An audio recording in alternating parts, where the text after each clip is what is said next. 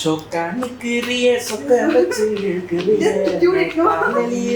பக்கம் வந்தா பதுங்குறிய சொக்கானுக்குரிய சொக்க வச்சு இழுக்குறிய நெக்கானலிய பக்கம் வந்தா பதுங்குறிய. இது கேள்விங்கல்ல? இல்ல இது கேள்வி கிடையாது. இது நீங்க வந்து ஏதோ பக்கத்துல இருந்து பார்க்கணும்னு விருப்பப்பட்டு கேட்ட மாதிரி.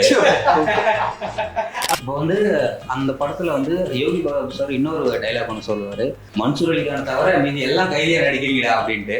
ஸோ கைதி படத்தையும் இதுல இமிடேட் பண்ற மாதிரி இருக்கு. இந்த இடத்துல வந்து யோகி பாபு சார் ஒரு டைலாக் போட்டிருந்தாரு.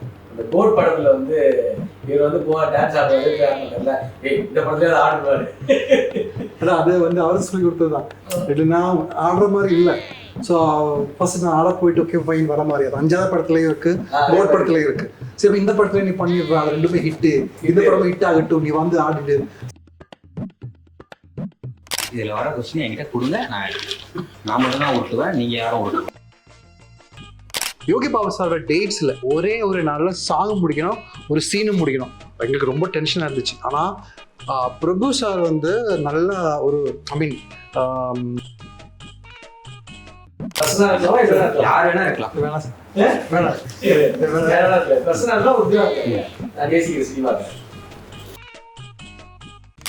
ஒரே நமக்கு தெரியாத விஷயங்கள பேசக்கூடாது, அவ்வளோதான். தெரிஞ்ச மாதிரி வெளிய இடங்கள்ல பேசக்கூடாது. அது ஒரே ஒரு கான்சியஸ்னஸ் தான். நம்ம என்ன பேசுறோங்கிறதுல ரொம்ப கிளியர் மைண்டடா பேசணும்.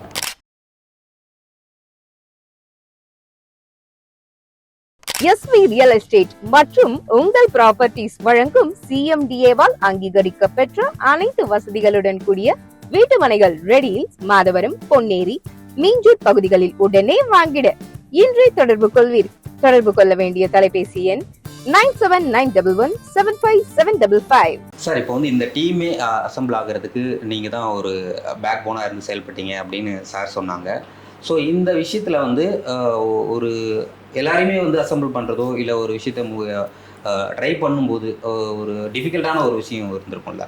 ஸோ அதை எப்படி நீங்கள் ஹேண்டில் பண்ணீங்க? இல்லைங்க, ஒரு நல்ல கண்டென்ட்டுக்கு தானாக ஆர்டிஸ்டோ டெக்னீஷியனோ அமைஞ்சிருவாங்க. அது அமைஞ்சு இந்த படத்துக்கு அமைஞ்சு ஒரு நாங்கள் இப்போ நிறைய கேரக்டர், அஜ்மல் கேரக்டருக்கு வந்து நாங்கள் டேரக்டரும் நிறைய பேர் வந்து ஆக்சுவலி ஒரு டு பி ஃப்ராங்க் நிறைய பேரை கேட்டோம்.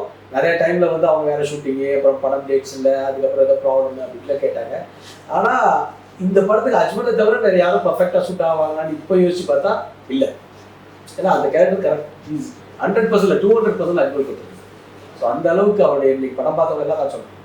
அதே மாதிரி மலர் கேரக்டர் கூட நான் ஃபஸ்ட்டு அவங்கள பார்க்கும்போது ஜானிகா பார்க்கும்போது நான் வந்து இந்த கேரக்டருக்கு வந்து கரெக்டாக இருக்கும், சூட் ஆகும் அப்படின்னு தோணுச்சு. ஆடிஷன் வச்சாங்க. அதில் கூட நிறைய பேருக்கு ஒரு சின்ன கன்ஃபியூஷன் இருந்தது. பட் நான் ரொம்ப கிளாரிட்டியாக இருந்தேன். இல்லை டெஃபினட்டாக அவங்களால ஷி கேன் ப்ரூவ் இட். அது மாதிரி நடித்த எல்லா ஆர்டிஸ்ட்டுமே நீங்கள் இதில் வந்து டேனி ஓமரியா உங்கள் அந்த காலத்தில் காதல் ஓமரியா டேனி நடிச்சிருந்தாரு, பிரபாகர் நடிச்சிருந்தாரு. யோகி பாபு சாரே வந்து வேற ஒரு படம் நானும் ஒரு பண்ண வேண்டியது. ஆனால் அந்த டிசைன் நம்ம அக்யூஸ் பண்ணோம் அந்த டேட்லேயே. ஸோ அதனால் வந்து கரெக்டாக ரொம்ப ஹாப்பியாக இருந்தது. அவரும் வந்து இந்த படத்தில் இன்னொரு ஹீரோவாக இருக்கிறது வந்து படம் ஃபுல்லாக இருக்காரு, ட்ராவலாக இருக்காரு. ஸோ இது மாதிரி வந்து ஆர்டிஸ்ட் எல்லாம் அமைஞ்சது. நரேன் பாலக் மாதிரி என்னோட போன படத்தை மியூசிக் டைரக்டர் இவரோட நிறைய ட்ராவல் பண்ணியிருக்காரு. ஸோ அதனால் எங்களோட நரேன் பாலக் மேலே எனக்கு பெரிய கான்ஃபிடென்ட் இருக்குது. அவரோட மியூசிக்கில் பெரிய கான்ஃபிடென்ட் இருக்குது. அதனால் தொடர்ந்து ட்ராவல் பண்ணுறோம். அதே மாதிரி எடிட்டர் தான் எனக்கு பெரிய விஷயம். கே பிரவீன் சார் வந்து இதில் வந்தது அவ்வளோ பெரிய எடிட்டர், அவ்வளோ பிஸி ஷெடியூல். அதே மாதிரி சினிமா மாஸ்டர், அவ்வளோ பெரிய ஃபைட் மாஸ்டர், இதெல்லாம் இந்த மாதிரி நிறைய ஆட்கள் வந்து தானாக இந்த படம் அமைஞ்சதுன்னு சொல்லுவாங்க. இந்த இவருடைய பேரோட இருப்பாங்க, அவங்க கூட ரொம்ப க்யூட்டாக பர்ஃபார்ம் பண்ணியிருக்காங்க. இவங்களுக்கு அவர் காம்பினேஷனே கிடையாது, ஆனால் அவங்க பேரு. பட் அது மாதிரி நல்ல க்யூட்டாக ஒரு இல்லாமல் இருக்கும். இப்போ யோகி பாபு சார் வந்து இப்போ ஃபீல்டில் வந்து ரொம்பவே பிஸியாக இருக்கக்கூடிய ஆர்டிஸ்டில் அவர் தான் வந்து நம்பர் 1ல் இருக்கார். அதிகப்படியான படங்களில் அவர் தான் நடிச்சிட்டு இருக்காரு. அவரை எப்படி ஃபிக்ஸ் பண்ணீங்க? அதான் நான் தான் சொன்னேன், யோகி பாபு சார் நான் ஒரு படம் பண்ண வைக்கல ஆக்சுவலி. அப்போ அந்த டைமில் வந்து அது பண்ணாமல் நாங்கள் இது ஸ்டார்ட் பண்ணுவோம். ஸ்டார்ட் பண்ணும்போது அவர்கிட்ட சொன்னேன், இந்த படம் பண்ணலாம் சார். ஒரு கதையை கேட்டார். கேட்டோட இதெல்லாம் பண்ணாங்க, நல்லா இருக்கு அப்படின்னு சொன்னார். உடனே இமீடியட்டாக வந்து டேட் கொடுத்தேன். இமீடியட்டாக அது வந்து படத்தை கூட இது பண்ணிட்டு டேட்டு கொடுத்தேன். இந்த டேட்டு கொடுத்து திடீர்னு எங்களுக்கு வந்து லொக்கேஷன் வந்து ஏலகிரியில் கிடச்சிது. வேற ஒருத்தர் கேன்சல் பண்ணி ஏலகிரி லொக்கேஷனுக்கு அந்த டேட்டை வந்து கம்பல்சேட் பண்ணி கொடுத்தேன். ஸோ இந்த மாதிரி ஒரு ப்ரொடியூசருக்கு ஒரு கோஆபரேட்டிவ் ஆர்டிஸ்ட் தான். நான் ஆக்சுவலி வந்து யோகி பாபு சார் வந்து அவ்வளோ கோஆபரேட்டிவ். எல்லாமே இந்த படத்துக்கு ரீல்ஸ் பண்ணி கொடுத்தாரு, எனக்கு ப்ரொமோஷனுக்காக, அந்த பிரியாணி சாங்காக. ஸோ இது மாதிரி வந்து நிறையா வெங்கட் பிரபு பிரேம்ஜி இந்த படத்தில் பாடியிருக்காங்க, ஜி பிரகாஷ் சார் பாடியிருக்காங்க. இந்த மாதிரி எல்லாமே தானாக அமைஞ்சிருக்கு. இந்த படத்தை பொறுத்த வரைக்கும் எல்லாமே அமைஞ்சிருக்கு. இன்னைக்கு எல்லாம் அவுட்புட் பார்க்கும்போது ரொம்ப சந்தோஷமா இருக்குது. அவுட்புட் அவர் நல்லா வந்துருக்கு. குறுகிய காலம், அதாவது ஜனவரி 2 தான் ஸ்டார்ட் ஆச்சு ஷூட்டிங். கண்டினியூஸாக ஷூட்டிங் முடிஞ்சு போஸ்ட் ப்ரொடக்ஷன் முடிஞ்சு ரிலீஸ் ஆகுதுன்னா ஒரு டீம் எல்லாருடைய டீம் ஒர்க் தான். ஒருத்தருடைய பேக் போன் அப்படின்லாம் சொல்ல மாட்டேன். அதுக்கு நான் வேணா ஒரு ஸ்டார்டிங் பாயிண்டாக இருந்துக்கலாம். பட் என்னுடைய சப்போர்ட் இருந்ததுனால தான் யோகி பாபு சார் அங்கே இருக்காருனாலே அந்த செட்டில் வந்து செம்ம ஃபன் இருந்திருக்கும். உங்களுக்கு யாருக்கு வந்து அதிகமான ஃபன் வந்து அங்கே இருந்துச்சு? அவருடைய ஆக்ட் பண்ணுறதுக்கான ஒரு எக்ஸ்பீரியன்ஸ் யார்? எனக்கு அவருக்கு தான் காம்பினேஷன். அவருக்கு எனக்கு 3 பேர் தான் காம்பினேஷன். ரொம்ப ஜாலி ஃபன், ஜாலியாக. ஏன்னா அவர் வந்து ரொம்ப க்ளோஸாக பேசக்கூடியவர். வந்து அங்கே வந்து ஒரு செட்டு அப்படின்லாம் பார்க்க மாட்டார். வந்து நம்ம நார்மலாக வெளியே எப்படி பேசுகிறோமோ அந்த மாதிரி இருக்கும். உங்ககிட்ட அந்த மாதிரி ஏதாவது? நாங்கள் வந்து ஒரு கும்பலாக வந்து ஏலகிரி போயிட்டோம். ஃபர்ஸ்ட் டேல இருந்து காலையில் இருந்து கிரிக்கெட் விளையாடுவோம். கரெக்டாக 8:30 ஸ்பாட்டுக்கு வருவோம். அங்கே இருந்து ஆரம்பிச்சிடுவாங்க எங்களோட ஜேர்னி. ஆரம்பித்து ஷூட்டெல்லாம் முடிச்ச பிறகு மறுபடியும் ஈவினிங் எல்லாருமே ஒன்றா உட்காருவோம், பேசுவோம். மறுபடியும் காலையில் வந்து கிரிக்கெட் விளையாடுவோம், ஷூட்டுக்கு வருவோம். இப்படி தான் போயிட்டு இருக்கோம். எங்களுக்கு 3 பேருக்கு தான் காம்பினேஷன். சீக்வன்ஸ் எல்லாமே பிரபு சார் வந்து நல்லா காமெடி எழுதுவாங்க. அதையும் தூக்கி அதுக்கு மேலே வந்து இவங்களோட ஸ்டைலில் சில விஷயங்களை ஆட் பண்ணும்போது எங்களுக்கே சிரிப்பு வரும். பிகாஸ் எங்களுக்கு தெரியும் இந்த மீட்றது தான் இதுதான் போகும். ஆனால் அதையும் தாண்டி அவர் ஒரு சில விஷயங்கள் ஆட் பண்ணும்போது அந்த சீக்வன்சஸ் அப்படியே லிஃப்ட் ஆகும். ஒரு படம் பார்க்கும்போது உங்களுக்கு தெரியும். ஸோ அந்த மாதிரி அவர் கூட இருந்த அந்த ஏலகிரி அதுவே ஒரு டூர் மாதிரி தான் இருந்துச்சு. ஷூட்டு வந்து போயிட்டு இருந்துச்சு, கரெக்டாக எல்லாமே போயிட்டு இருந்துச்சு. ஆனால் எங்களுக்கு வந்து அது ஃபுல் ஒரு ஃபெஸ்டிவல் மோட்ல என்ன பொறுத்த வரைக்கும் இவருக்கு ஏகப்பட்ட டென்ஷன்ஸ் இருக்குது. அவர் ஆர்டிஸ்ட், அவர் ப்ரொடியூசர், அவர் எல்லாமே பார்க்கணும். ஆனால் கரெக்டாக எல்லாத்தையும் ஏதோ கடவுள் புண்ணியத்துலையும் அவர் பண்ண புண்ணியத்துலையும். இப்போ உங்கள் 3 பேருக்கு தான் வந்து காம்பினேஷன் அதிகமாக இருக்குது அப்படின்னு சொல்கிறீங்க. உங்கள் 2 பேருக்கு தான் தெரிஞ்சிருக்கும். இவங்ககிட்ட என்ன கேள்வி கேட்டால் இப்போ கரெக்டாக நீங்களே கூட கேட்கலாம். எது கேட்டாலும் சோக்கா நிக்கிறிய music you please dance without music.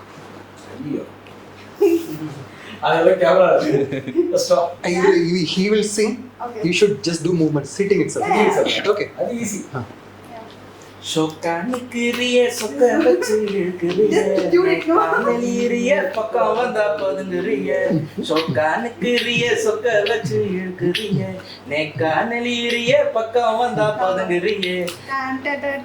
இது கேள்விங்களா? இல்ல இது கேள்வி கிடையாது. இது நீங்க வந்து ஏதோ பக்கத்துல இருந்து பார்க்கணும்னு விருப்பப்பட்டு கேட்ட மாதிரி. இல்ல அங்க இல்லாததால சரி நம்ம எப்படி டான்ஸ் இருக்கு பார்க்கலாம்னு நினைச்சு கேட்டுறீங்க. கொஸ்டினா கேளு. என்னோட ஆசை நிறைவேற்றி கொடுத்ததுக்கு ரொம்ப நன்றி. ஓகே கொஸ்டின் கேளு. Okay, have you cried in this movie really, and if yes, for what? You know that. Answer பண்ணி தான் ஆகணும். Answer I have cried a lot. I cry a lot. I cry for no reason. But okay. I cried because there was a scene where I was very conscious about it, and I did a little bit of mistake, and I told the cut, and director was so angry, and he was like, you can't tell me to cut, and I have to tell you to cut. The scene was coming so, the reason is the scene was coming so good that he didn't want me to stop it, but I was very conscious and stopped it. So because of that I was very teary and I cried, and Udaya sir came and told the director, and please don't shout at her. It's a sweet girl, we can't see her crying. Sir நீங்க Who is the villain in the set? சொல்லுங்க. 2 பேர்ல யாராவது ஒருத்தர் கூட சொல்லிடுங்க. Not really. Even he knows the answer. That purposely asked the question. Just making me a bad person. Answer வேணாம்ல. Answer வேணா விட்டுருங்க. நீங்க சொன்னது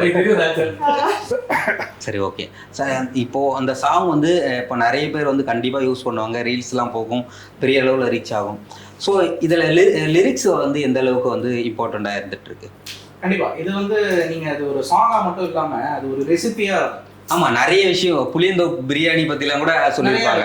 ஸோ நிறைய விஷயம் இந்த சாங்கோட ஃபர்ஸ்ட் ஹாஃப்ல வந்து ஒரு பிரியாணி எப்படி செய்யணுன்ற ஒரு செய்முறை இருக்கும், ஒரு ரெசிபி இருக்கும்.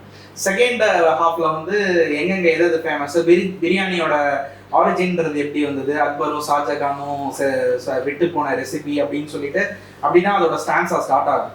ஸோ இது எல்லாமே வந்து ஒரு கான்டென்ட் ஃபுல்லாக பண்ணணும். சும்மா ஒரு பிரியாணி சாங்னா அப்படியே இது அப்படின்னு சொல்லக்கூடாது. ஒரு கேட்கும்போது ஒரு எப்படி ஒரு பிரியாணி சாப்பிட்டா ஒரு ஃபுல்ஃபில்மெண்ட் இருக்குல்ல உங்களோட லஞ்ச்லயோ ஒரு டின்னர்லயோ, அது மாதிரி அந்த சாங் கேட்கும்போது நம்ம அந்த பிரியாணியோட மேக்கிங்கை வந்து ஒரு ஃபுல்ஃபில்டு ரெசிபியாக இருக்கணுன்றது தான் நம்ம பிளான் பண்ணி லிரிக் ரைட்டர் கிட்ட நம்ம வந்து சொன்னது. ஸோ அதை வந்து அவர் சூப்பராகவே அதை அப்சர்வ் பண்ணிட்டு நல்லாவே எழுதி கொடுத்துருந்தாரு. இப்போ இந்த பிரியாணி சாங்கில் வந்து நீங்கள் 2 பேரும் வந்து இப்போ நீங்கள் யோகி பாபு சார் கூட இருக்கீங்க, சார் வந்து அங்கே அவங்க கூட வந்து டான்ஸ் ஆடுறாங்க, டான்ஸர் கூட.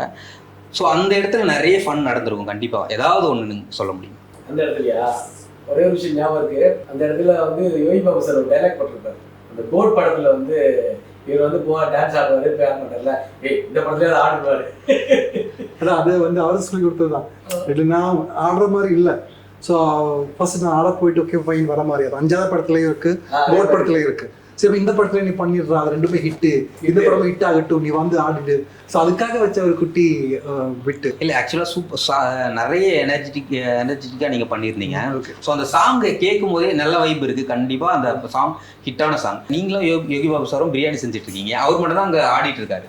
ஸோ அந்த விஷயம் எப்படின்னு அது என்ன காமெடினா, அந்த ஷூட்டுக்கு போகிறதுக்கு நெக்ஸ்ட் டே வரைக்கும் உதய் சார் வந்து அஜ்மல் உங்களுக்கு அநேகமாக டான்ஸ்லாம் இருக்காது, பிகாஸ் இங்கே கோப் இல்லை, ஸோ நான் டான்ஸில் ஆட முடியாது அப்படின்னு சொல்லிட்டு இருந்தாங்க. எங்களோட டேரக்டர் வந்து பார்த்தீங்கன்னா is a choreographer also. So நாங்கள் சரி நான் ஓகேடா டான்ஸ் இருக்க மாட்டோம், சரி ஓகே ஃபைன் கேரக்டராக இருந்துக்கலாம் அப்படின்னு சொல்லிட்டு போகும்போது ஷூட்டிங்க்கு ஒரு நாளைக்கு ஷூட்டிங்னா ஈவினிங் டேரக்டர் சொல்லுவேன், அஜ்மல் நீங்கள் தான் ஆடுறீங்க sir, how can I dance? இல்லை அங்கே ஒரு கேரக்டர் அங்கே வரும், அங்கே வந்துட்டு இங்கே சொல்லும்போது நீங்கள் தான் ஆடணும், பிகாஸ் அவருக்கு அதை பற்றி ஆடக்கூடாது, அவர் பிரியாணி செய்கிறாங்க, அவர் பிரியாணி செய்யட்டும், அவருக்கு வேறு மாதிரி பிரச்சனைகள் இருக்குது, ஸோ நீங்கள் தான் ஆடணும்னு சொல்ல உடனே நான் வந்து அவர்கிட்ட ஓய் சார் நீங்கள் ஆட, நான் தான் ஆட போகிறோங்கிற மாதிரி ரொம்ப ஹாப்பியாக இருக்கும். எனக்கு ரொம்ப ஆனால் அதில் இன்னும் பெரிய சிக்கல் என்னென்னா, யோகி பாபு சாரோட டேட்ஸில் ஒரே ஒரு நல்ல சாங் முடிக்கணும், ஒரு சீனும் முடிக்கணும். எங்களுக்கு ரொம்ப டென்ஷனாக இருந்துச்சு. ஆனால் பிரபு சார் வந்து நல்ல ஒரு ஐ மீன் டைரக்டர் சார் வந்து ஒரு கொரியோகிராஃபர் கூட. ஸோ நிறைய படங்கள் அவர் பண்ணியிருக்காங்க. ஸோ அவர் வந்து அருமையாக அது வந்து ஒரு 2-3 நாள் பண்ணுற மாதிரி நல்ல ஷார்ட்ஸ்லாம் வச்சு படத்துலேயே சின்னதாக பிட்டாக தான் வரும். அதனால நாங்கள் அந்த 1 டே அந்த கதைக்கு அந்த இடத்துல அந்த 1 டே தேவைன்றதுனால ரிப்போர்ட் இல்லைன்னா 3 days ஆயிருக்கும். அந்த கதைக்கு தேவைனால 1 day இருக்கும். இப்போ வந்து அந்த படத்தில் வந்து யோகி பாபு சார் இன்னொரு டைலாக் ஒன்று சொல்லுவார், மன்சூர் அலிகானை தவிர மீதி எல்லாம் கைதியாக நடிக்கிறீங்கடா அப்படின்ட்டு. ஸோ கைதி படத்தையும் இதில் இமிடேட் பண்ணுற மாதிரி இருந்து அதுக்கப்புறம் ஒரு டைலாக் இருக்கும், அது படத்தில் பார்க்கும் இது கரெக்டாக ஆகும், சூப்பராக இருக்கும்.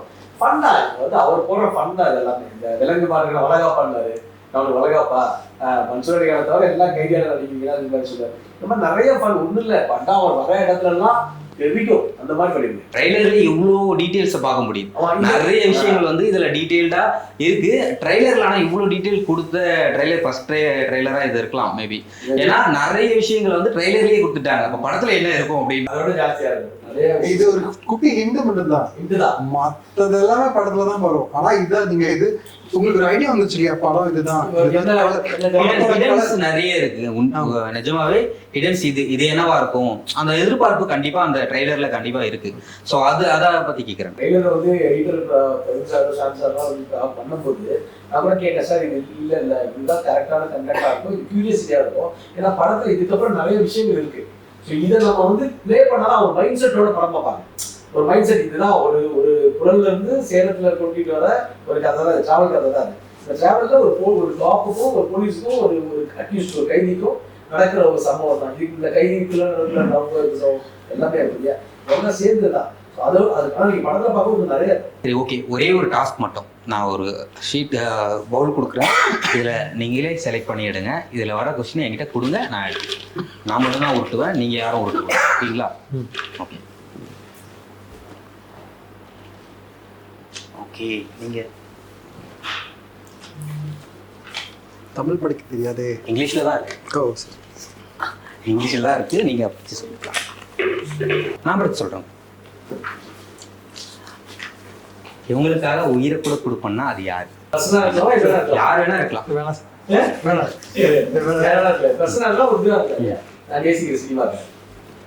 அப்படியே சார், ஓகே சூப்பர். லைஃப்ல இந்த டெசிஷன் ஏன் எடுத்தோம் அப்படின்னு ஃபீல் பண்ணிருக்கீங்களா? What? Why I have taken this decision in my life? Why I have taken this decision in my life? I've regretted. Feel பண்ணதே இல்லையா? no regrets. No regrets. Whatever I do with my full heart. Otherwise I won't.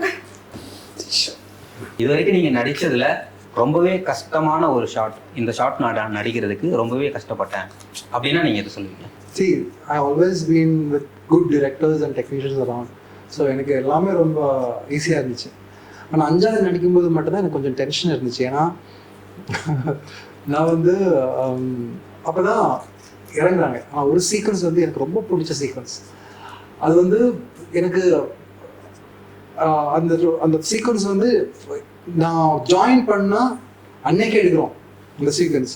அது நான் ரொம்ப எனக்கு ஒரு மாதிரி இருந்துச்சு. நான் என்னடா பண்ணுறேன், நான் வந்து ஒரு பெரிய டைரக்டர் கூட இருக்கிறேன், அவரை ஃபுல் ஹாப்பியாக வைக்கணுங்கிறது என்னோட நீடாக இருந்துச்சு. ஸோ அந்த டைமில் எனக்கு ரொம்ப டென்ஷன் இருந்துச்சு. டைலாக்ஸ் கூட அவர் வந்து ப்ராம்ப்ட் பண்ண மாட்டோம். ஸோ நம்ம அதை படித்து அந்த டைமில் எனக்கு தமிழ் அவ்வளோ நல்லா வராது. ஸோ அதை படித்து அதை உள்வாங்கி அதை பெர்ஃபார்ம் பண்ணோங்கிறது எனக்கு ரொம்ப கஷ்டமாக இருந்துச்சு. ஸோ அந்த ஒரே ஒரு நாள் மிஷ்கின் சாரோட அந்த 5வது படத்தில் நீங்கள் பார்த்தவங்களுக்கு தெரியும், பைக்கு உடைக்கிறதும் அதுக்கப்புறம் கத்தி நரேன் கிட்ட பேசுனதும் உள்ளே போகிறதும். அவன் பரிசரத்தோடு நிற்கிறாங்க, நரேன் சார் வந்து கதை தட்டுறாங்க, இவன் வெளில வர்றாங்க. அந்த அந்த ஒரு மேட்ரு எனக்கு ரொம்ப கஷ்டமாக இருந்துச்சு. ஆக்சுவலாக நான் வந்து ரொம்ப ப்ரிப்பேர் ஆனேன். அதுக்கப்புறம் மிஷ்கின் தான் நீ நடிக்க போகும்போது ப்ரிப்பேர் ஆகாமல் போ, நீ வந்து இதுதான் என்னோட கேரக்டர், இதுதான் தெரிஞ்சு வச்சுக்கிட்டு நீ போய் அசால்ட்டாக ஈஸியாக நடிச்சிடு. அதுக்கப்புறம் சரி ஓகே, அதுக்கப்புறம் எனக்கு அது எனக்கு ஈஸியாக இருந்துச்சு. இல்லை, எல்லாருமே சொல்கிறது வந்து ஸ்டண்ட்டில் வந்து எனக்கு ரொம்ப கஷ்டம் இருந்துச்சு. ஸ்டண்ட் பண்ணுறதோ இல்லை ஃபைட் சீன் அந்த மாதிரி. சில்வா மாஸ்டர் வந்து ரொம்பவே நிறைய ஃபைட் சீன் வந்து செம்மையாக எடுத்திருப்பாரு. ஸோ அவர் தான் வந்து இங்கே ஃபைட் மாஸ்டராக இருந்திருக்காருன்னா ஸோ எந்த அளவுக்கு இருந்திருக்கும் அதை பற்றி? கொரியோகிராஃபர் வந்து சூப்பர். அது வந்து கரெக்டாக வந்து இப்போ 2 பேருக்கும் ஒரு ஆக்ஷன் இருக்கும், 2 பேருக்கும் பேலன்சிங்காக ஃபைட் பண்ணாங்க. 2 பேருக்குமே இம்பார்ட்டன்ஸ் இருக்கணும், அந்த 2 பேருக்கும் கதைக்குள்ளார இம்பார்ட்டன்ஸ் இருக்கணும்னு பண்ணாரு. பஸ் ஃபைட் வந்து கண்டிப்பாக வந்து பெருசாக பேசப்படும். கிளைமேக்ஸ் ஃபைட் ஒன்று இருக்குது, அதுக்கு நடுவில் ஒரு ப்ரீ கிளைமேக்ஸ் ஒரு ஃபைட் ஒன்று இருக்குது, அதுக்கு இன்னொரு சீக்வன்ஸ் ஒன்று இருக்குது, சேசிங் சீக்வன்ஸ். மொத்தம் 4 சீக்வன்ஸ் இருக்குது. 4 சீக்வன்ஸ் வந்து மாஸ்டர் வந்து எக்ஸலன்ட் ஜாப். அவர் வந்து இந்த படத்துக்கு வந்து எல்லா படத்துக்கும் எவ்வளோ பெரிய ஆர்டிஸ்ட் படங்கள் ஒர்க் பண்ணுற மாதிரி இந்த படத்துக்கு பெருசாக ஒர்க் பண்ணார். இந்த பஸ் ஃபைட்டுக்கு மட்டுமே கிட்டத்தட்ட 1.5 கோடி ரூபா இந்த பஸ் ஃபைட்டுக்கு மட்டுமே செலவு. அவ்வளோ ஒரு பெரிய படமாக தான் பண்ணார் மாஸ்டர். அது அவர் வந்து ஒரு ஃபுல் அண்ட் ஃபுல் சாட்டிஸ்ஃபேக்ஷன் இல்லாமல் அவர் ஒரு ஷார்ட் விட மாட்டோம். எங்களை வந்து கரெக்ட் பண்ணி ஏதாவது குட்டி இது கூட அவர் விடாமல் டைம் எடுத்து பண்ண வச்ச பிறகு தான் அவர் வந்து ஹாப்பி ஆகிடுறார். ஒரு விஷயத்தை பற்றி பேசணும் அப்படின்னா உங்களுக்கு வந்து பயமாக இருக்கும், இந்த விஷயத்த பேசவே கூடாது அப்படின்னு நீங்கள் அவாய்ட் பண்ணியிருக்கீங்களா? நீங்கள் பேச பயப்பட்ட ஒரு விஷயம் அந்த மாதிரி எதுவும் இல்லை. இல்லை, இதை பேச வேணாம் அவாய்ட் பண்ணியிருக்கலாம்ல, இதை பேச தேவையில்ல, இது நமக்கு தேவையில்லாத ஒரு விஷயம் அப்படின்னு அவாய்ட் பண்ணியிருக்கலாம், அந்த மாதிரி விஷயமா கூட இருக்கலாம். ஒரே இது என்னன்னா நமக்கு தெரியாத விஷயங்கள பேசக்கூடாது, அவ்வளோதான். தெரிஞ்ச மாதிரி வெளிய இடங்கள்ல பேசக்கூடாது. அது அது அது ஒரே ஒரு கான்சியஸ்னஸ் தான். நம்ம என்ன பேசுகிறோங்கிறதுல ரொம்ப கிளியர் மைண்டடாக பேசணும். இப்போ ஒன்று பேசிட்டு அப்புறம் ஒன்று பேசுகிறோம், அந்த மாதிரி இருக்கக்கூடாதுன்றதுல ரொம்ப தெளிவாக இருக்கேன். அது ஒன்று தான். சரி, ஓகே, ரொம்பவே சூப்பராக இன்டர்வியூ கொடுத்துருக்கீங்க. உங்களோட படம் ஆகஸ்ட் 1 ரிலீஸ் ஆக போகுது, அக்யூஸ்ட். ரொம்ப ஹிட் படமாக வர்றதுக்கு எங்கள் SVTV சார்பாக எல்லாருக்கும் வாழ்த்துக்களை தெரிவிச்சுக்கிறேன். தேங்க்யூ.